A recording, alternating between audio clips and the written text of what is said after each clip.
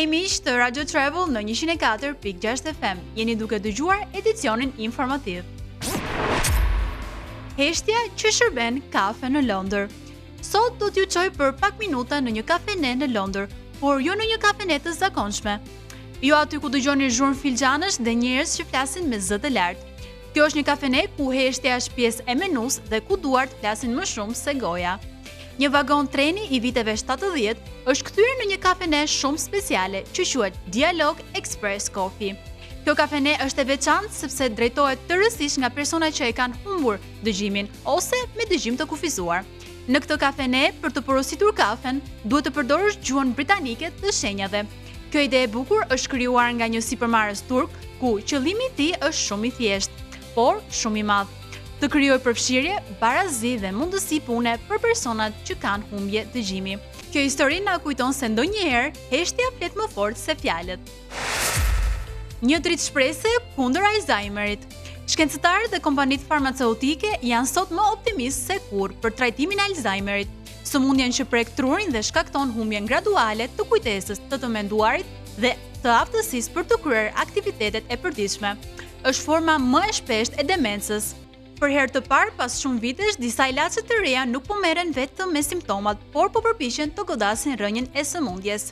Studimet tregojnë se tek personat që janë në fazat e hershme të sëmundjes, ky ilaç mund të ngadalsojë përkeqësimin e kujtesës dhe mendimit me rreth 30 deri në 35%.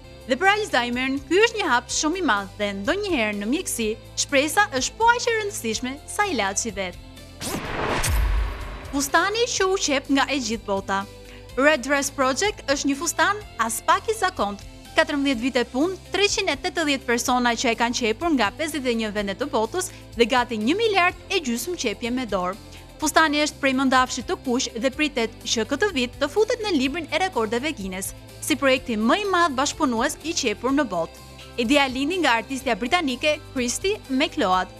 Ajo nuk e pa këtë fustan si veshje, por si një pikturë globale, një vend ku njerëzit nga e gjithë bota të tregojnë historinë e tyre, jo me zë, por me fije.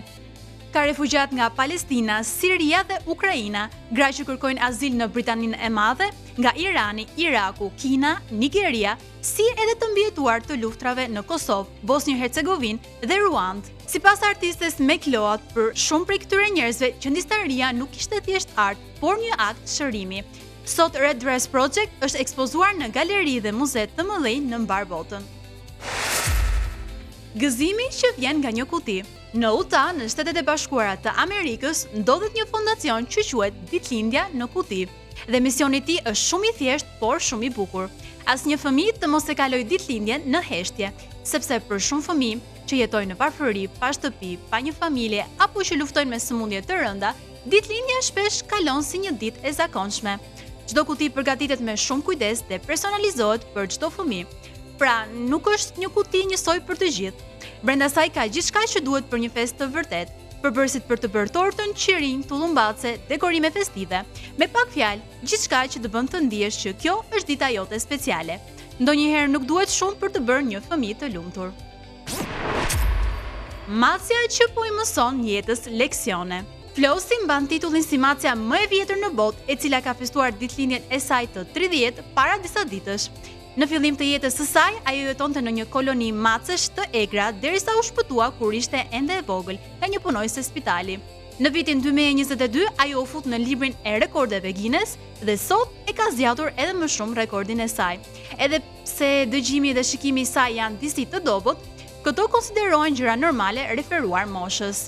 Por për çudi, ajo është ende e dashur, e qetë dhe lozonjare, tamam si një kotele, vetëm se me më shumë eksperiencë në jetë. Edhe pse Flossi është macja më e vjetër që jeton sot, ajo nuk është macja më e vjetër në histori. Rekordin absolut e mban një macë tjetër, Cream Puff nga Texasi, e cila jetoi plot 38 vjet e 3 ditë.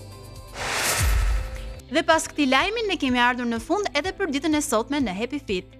Dëgjojmë sërish nesër vetëm në Radio Travel.